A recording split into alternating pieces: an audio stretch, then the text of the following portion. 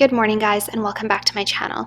So today I'm going to share with you the 4 fragrances that I like to wear to bed. These are probably 4 of the most relaxing perfumes in my collection, and they're perfumes that I pretty much keep specifically for bedtime. I don't really wear them any other time, and yeah, I hope that you're interested in hearing about them. And if this is your first time on my channel, thank you so much for stopping by. My name is Alithia, and on this channel we do talk mostly about perfume, so if that is your thing, make sure to head on down and hit the subscribe button.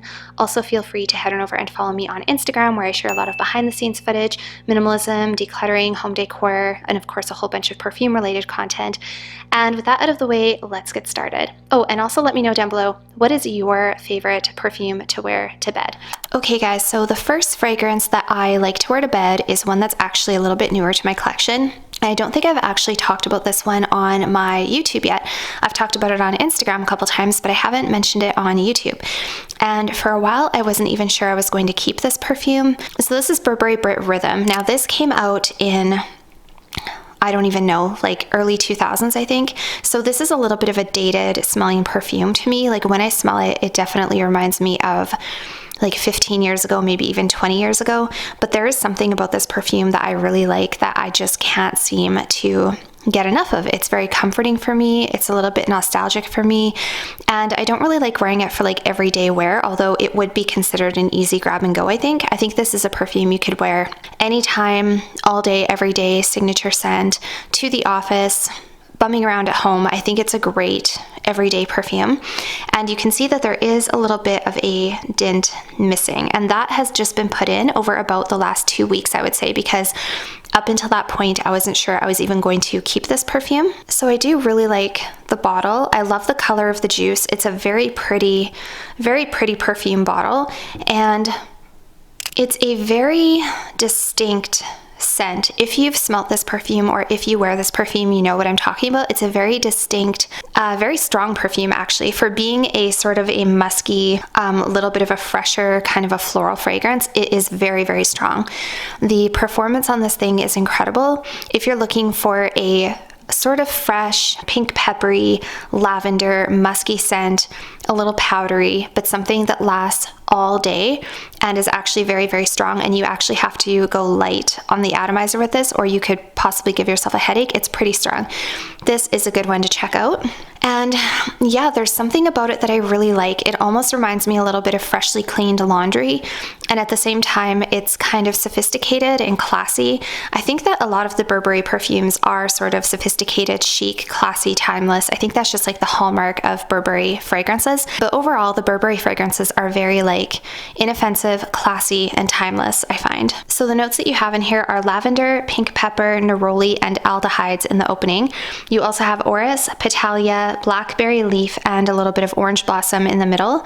And in the base you have musk, woody notes, vetiver, cedar, and coumarin. And I would say that out of those notes, what I probably pick up the most is definitely aldehydes, lavender, pink pepper, the orris, and the musk.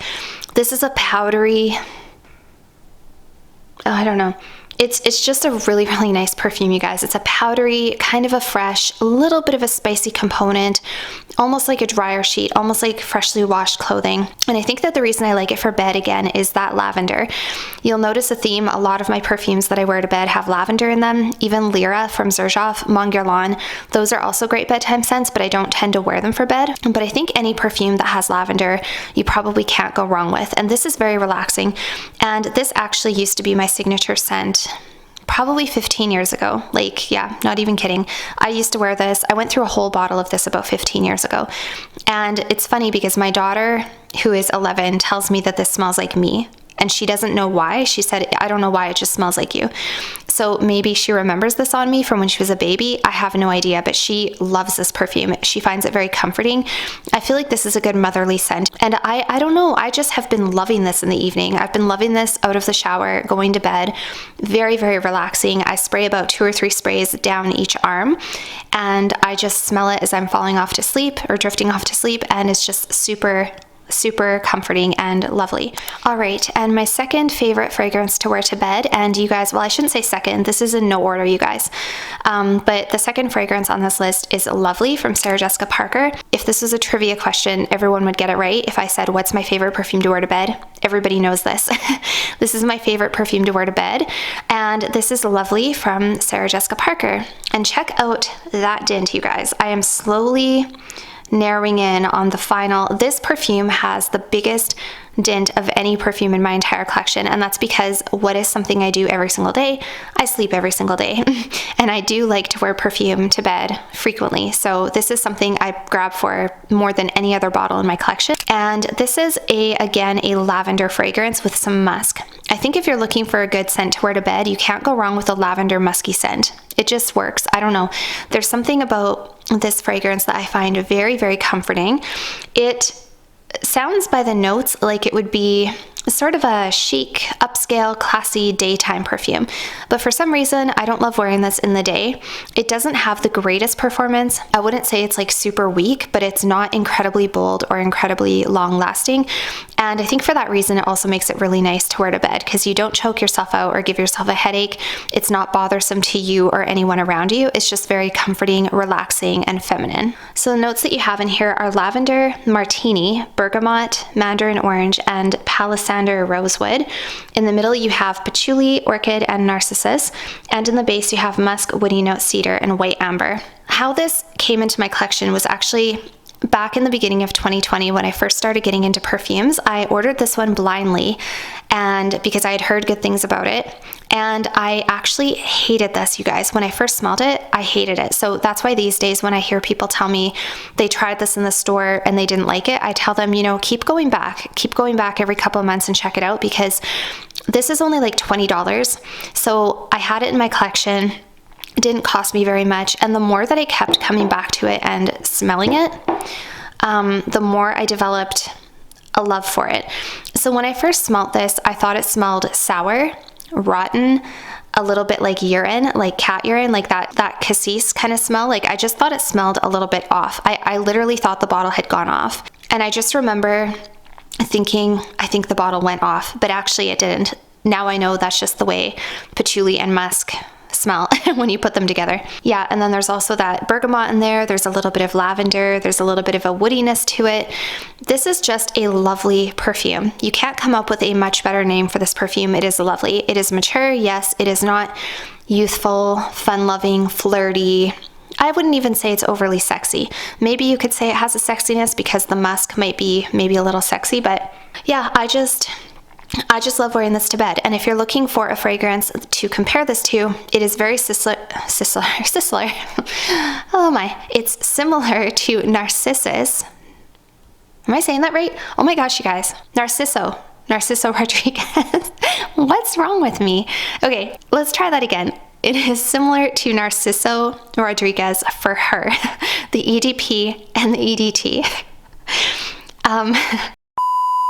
I just gave myself the giggles, you guys. This is very similar to Narciso for her, the EDP or the EDT. I can't continue. Oh my gosh. All right, let's move on to the next one, you guys. This is a nice perfume. You should check it out. Okay, you guys, let's see if I can do this properly now. This is the next one on my list that I like to wear to bed, and this is Narciso Rodriguez for her. This is the Eau de Toilette. First of all, I want to say how beautiful is this black bottle against the light background. I love the way this bottle looks right now. So it's kind of funny because this fragrance, the Eau de Toilette, comes in a black bottle and a pink box, and the Eau de Parfum comes in a pink bottle in a black box. Why they did that, I'm not sure. It confuses people when people go to purchase the perfume. They don't know what they're buying. Very confusing for people who are not in the know. So I wish they would fix that.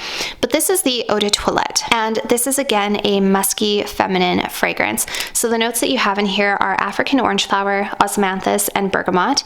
In the middle you have musk and amber, and in the base you have vetiver, vanilla, and patchouli. And this is very similar to SJP Lovely. They're very much along the same lines. I think that's why I like wearing this one to bed. I think it's that musk in there, and what I would say the difference is that the SJP Lovely has the lavender, which this doesn't, and SJP Lovely isn't quite as, it's not quite as earthy and ambery. This is a little bit more earthy ambery. but the musk is the dominant note. And I don't know why, but I find this to be a very relaxing bedtime scent. I don't actually wear this for day to day, very, very rarely. Sometimes I will spray this on if I'm doing laundry, if I'm bumming around the house, if I just need an easy grab and go. Again, I would consider this to be an easy reach.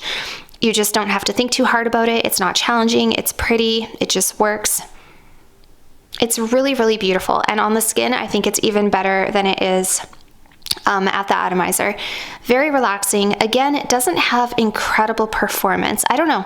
Some people say that this perfume actually has a really good performance. That has not been what I've noticed with it. I wouldn't say it's bold. I mean, it's not terribly weak, but I wouldn't say it has amazing performance. But it's a really, really nice feminine perfume. It's just a lovely feminine perfume. And for some reason, I find it very comforting for the evenings at home and going to bed. So that is Narciso for her, the Eau de Toilette. And now let's move on to the last one on my list. All right, guys, and the last fragrance that I like to wear to bed is from Maison Margiela, and this is Replica Coffee Break. And this is a 10 ml travel size, and you can see the dint I've put in there. It's almost half gone. And this is one that I have sometimes gone back and forth about. This is probably the most masculine smelling out of this whole list today, out of my bedtime scents.